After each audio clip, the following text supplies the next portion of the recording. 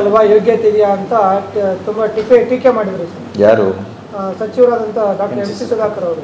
ಐಸಿಯಲ್ಲಿ 26 ಜನ ಸತ್ತೋದ್ರು. ಅವಾಗ ಏನು ಮಾಡ್ತಾರೆ? ಅವ್ರನ್ನ ಕೂಡ ಅಲ್ಲಿನ ಜನತೆ ಡಾಕ್ಟರ್ ಅನ್ನಲ್ಲ, ಅವ್ರನ್ನ ಮೆಂಟಲ್ ಅಂತಾರೆ. ಅವ್ರು ಡೆಂಟಲ್ ಅಲ್ಲಪ್ಪ, ಅವ್ರು ಮೆಂಟಲ್ ಅಂತಾರೆ. ನಾನೇನು ಮಾಡೋಕ್ಕಾಗ್ತದೆ ಸರ್? ಚಿಕ್ಕಬಳ್ಳಾಪುರದ ಶಾಸಕರು NDA ಅಂದ್ರೆ ನೇಷನ್ ಡೆಸ್ಟ್ರಾಯಿಂಗ್ ಅಲಿಯನ್ಸ್ ಅಂತಾರೆ. ಯಾವುದು? ನಿಮ್ಮ NDAನ ನೇಷನ್ ಡೆಸ್ಟ್ರಾಯಿಂಗ್ ಅಲಿಯನ್ಸ್. ಇಲ್ಲ, ಇಂಥದಕ್ಕೆಲ್ಲ ಜನತೆ, ಭಾರತದ ಜನತೆ 140 ಕೋಟಿ ಜನರು ತೀರ್ಪು ಕೊಟ್ಟಿದ್ದಾರೆ.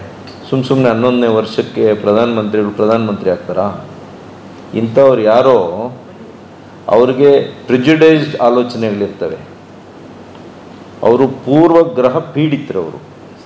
ಕೆಲವು ಆಲೋಚನೆಗಳಿಂದ ಅಲ್ಲಿ ಬಲಿಯಾಗ್ಬಿಟ್ಟಿದ್ದಾರೆ. ಅವರು ವಿಶಾಲವಾಗಿ ನೋಡ್ತಾ ಇಲ್ಲ. ದೇಶ ಯಾವ ಕಡೆಗೆ ಸಾಗ್ತಾ ಇದೆ, ಎಲ್ಲಿಗೆ ಹೋಗ್ತಾ ಇದ್ದೀವಿ ಅಂತ ನೋಡ್ತಾ ಇಲ್ಲ. ಅವ್ರು ನಂಬಿರ್ತಕ್ಕಂಥ ತತ್ವಗಳಲ್ಲೇ ಅವರೇ ಸಿಕ್ಕಾಕೊಂಡು ನರಳ್ತಾ ಇದ್ದಾರೆ. ಏನು ಮಾಡೋಕ್ಕಾಗಲ್ಲ. ಮೂರನೇ ಹಂತದ ಶುದ್ಧೀಕರಣ ಅಗತ್ಯ ಇಲ್ಲ.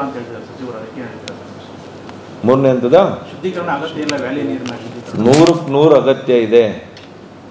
ಜನರ ಆರೋಗ್ಯವನ್ನು ಯಾರಾದರೂ ಬಯಸಿದರೆ ಆರೋಗ್ಯ ಪೂರಕವಾಗಿರ್ತಕ್ಕಂಥ ನೀರನ್ನು ನಾವು ಕೊಡಬೇಕು, ಶುದ್ಧವಾಗಿರ್ತಕ್ಕಂಥ ನೀರು ಕೊಡಬೇಕು ಅಂತಂದರೆ ಇಡೀ ಪ್ರಪಂಚದಲ್ಲಿ ಹೇಳ್ತೀನಿ, ಇವ್ರಿಗೆ ಯಾರು ಕೂಡ ಯಾವ ದೇಶದಲ್ಲಿ ಯಾವ ರೀತಿ ನೀರನ್ನು ಸೇವಿಸ್ತಾರೆ ಗೊತ್ತಿಲ್ಲ.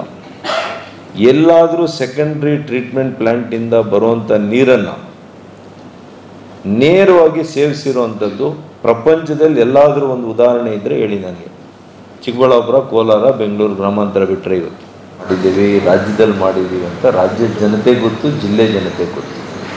ಇನ್ಕ್ಲೂಡಿಂಗ್ ಚಿಂತಾಮಣಿಯಲ್ಲಿ ಏನು ಮಾಡಿದ್ದೀನಿ ಆ ತಾಲೂಕು ಆಸ್ಪತ್ರೆಗೆ ಹೋಗಿ ನೋಡೋಕ್ಕೆ ಹೇಳಿ. ಪಾಪ ಅವ್ರ ಯೋಗ್ಯತೆ ಬಗ್ಗೆ ಈಗಾಗಲೇ ಎಲ್ಲರೂ ಮಾತಾಡ್ಕೊಳ್ತಾ ಇದ್ದಾರೆ.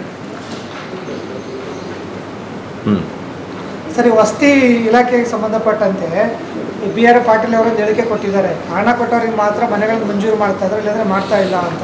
ಅವ್ರ ಸರ್ಕಾರದ ಬಗ್ಗೆ, ಭ್ರಷ್ಟಾಚಾರದ ಬಗ್ಗೆ ಅವರೇ ಬಯಲು ಮಾಡಿದ್ದಾರೆ. ಈಗ ಅಂಗೈಯಲ್ಲಿರೋ ಹುಣ್ಣಿಗೆ ಕನ್ನಡಿ ಏನು ಬೇಕಿಲ್ಲ ನೋಡ್ಕೊಳ್ಳಿಕ್ಕೆ. ಈ ರಾಜ್ಯದ ಸರ್ಕಾರ ಅತ್ಯಂತ ಭ್ರಷ್ಟಾಚಾರದಿಂದ ಕೂಡಿದೆ ಅಂತ ಹೇಳೋದಕ್ಕೆ ಯಾರೂ ಕೂಡ, ಕಾಂಗ್ರೆಸ್ನ ಶಾಸಕರು ಪಾಪ ಅವರು ದೊಡ್ಡತನ ಹೇಳಿದ್ದಾರೆ. ಯಾವ ಸಣ್ಣ ಹುಡುಗನ ಕೇಳಿ, ಸಾಮಾನ್ಯ ಜನರನ್ನು ಕೇಳಿ ಅವರೇ ಹೇಳ್ತಾರೆ.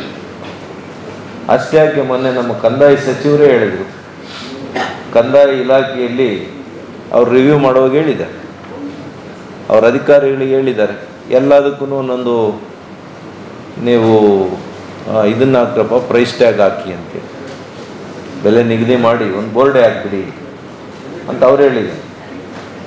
ಅಂದರೆ ಅವ್ರಿಗೂ ಗೊತ್ತಾಗಿದೆ ಅವ್ರ ಕಂದಾಯ ಇಲಾಖೆ ಯಾವ ರೀತಿ ನಡೀತಾ ಇದೆ.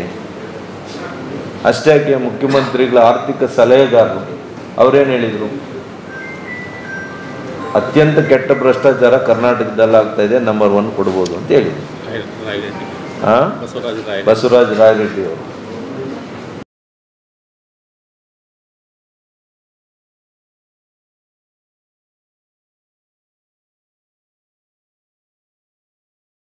ಅಲ್ವಾ ಯೋಗ್ಯತೆ ಇದೆಯಾ ಅಂತ ತುಂಬಾ ಟೀಕೆ ಮಾಡಿದ್ರು ಸರ್. ಯಾರು? ಸಚಿವರಾದಂಥ ಡಾಕ್ಟರ್ ಎಂ ಸಿ ಸುಧಾಕರ್ ಅವರು. ಐಸಿಯಲ್ಲಿ 26 ಜನ ಸತ್ತೋದ್ರು. ಅವಾಗ ಏನು ಮಾಡ್ತಾರೆ? ಅವ್ರನ್ನ ಕೂಡ ಅಲ್ಲಿನ ಜನತೆ ಡಾಕ್ಟರ್ ಅನ್ನಲ್ಲ, ಅವ್ರನ್ನ ಮೆಂಟಲ್ ಅಂತಾರೆ. ಅವ್ರು ಡೆಂಟಲ್ ಅಲ್ಲಪ್ಪ, ಅವ್ರು ಮೆಂಟಲ್ ಅಂತಾರೆ. ನಾನೇನು ಮಾಡೋಕ್ಕಾಗ್ತದೆ ಸರ್? ಚಿಕ್ಕಬಳ್ಳಾಪುರದ ಶಾಸಕರು NDA ಅಂದ್ರೆ ನೇಷನ್ ಡೆಸ್ಟ್ರಾಯಿಂಗ್ ಅಲಿಯನ್ಸ್ ಅಂತಾರೆ. ಯಾವುದು? ನಿಮ್ಮ NDAನ ನೇಷನ್ ಡೆಸ್ಟ್ರಾಯಿಂಗ್ ಅಲಿಯನ್ಸ್. ಇಲ್ಲ, ಇಂಥದಕ್ಕೆಲ್ಲ ಜನತೆ, ಭಾರತದ ಜನತೆ 140 ಕೋಟಿ ಜನರು ತೀರ್ಪು ಕೊಟ್ಟಿದ್ದಾರೆ. ಸುಮ್ಮನೆ 11ನೇ ವರ್ಷಕ್ಕೆ ಪ್ರಧಾನಮಂತ್ರಿ ಆಗ್ತಾರಾ?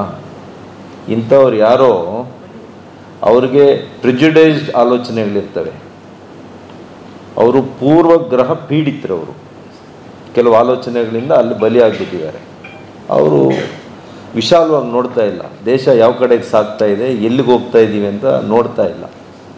ಅವ್ರು ನಂಬಿರ್ತಕ್ಕಂಥ ತತ್ವಗಳಲ್ಲೇ ಅವರೇ ಸಿಕ್ಕಾಕೊಂಡು ನರಳ್ತಾ ಇದ್ದಾರೆ. ಏನು ಮಾಡೋಕ್ಕಾಗಲ್ಲ. ಮೂರನೇ ಹಂತದ ಶುದ್ಧೀಕರಣ ಅಗತ್ಯ ಇಲ್ಲ ಅಂತ ಹೇಳಿದ್ದಾರೆ ಸಚಿವರು. ಅದಕ್ಕೆ ಹೇಳಿದ್ದಾರೆ. ಮೂರನೇ ಹಂತದ ಶುದ್ಧೀಕರಣ ಅಗತ್ಯ ಇಲ್ಲ. ವ್ಯಾಲಿ ನೀರಿನ ಶುದ್ಧೀಕರಣ 100% ಅಗತ್ಯ ಇದೆ.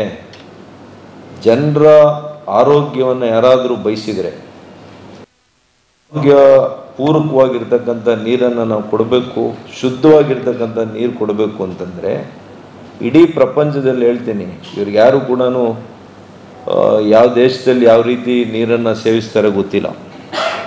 ಎಲ್ಲಾದರೂ ಸೆಕೆಂಡ್ರಿ ಟ್ರೀಟ್ಮೆಂಟ್ ಪ್ಲ್ಯಾಂಟಿಂದ ಬರುವಂಥ ನೀರನ್ನು ನೇರವಾಗಿ ಸೇವಿಸಿರುವಂಥದ್ದು ಪ್ರಪಂಚದಲ್ಲಿ ಎಲ್ಲಾದರೂ ಒಂದು ಉದಾಹರಣೆ ಇದ್ದರೆ ಹೇಳಿ ನನಗೆ. ಚಿಕ್ಕಬಳ್ಳಾಪುರ, ಕೋಲಾರ, ಬೆಂಗಳೂರು ಗ್ರಾಮಾಂತರ ಬಿಟ್ಟರೆ ಇವತ್ತು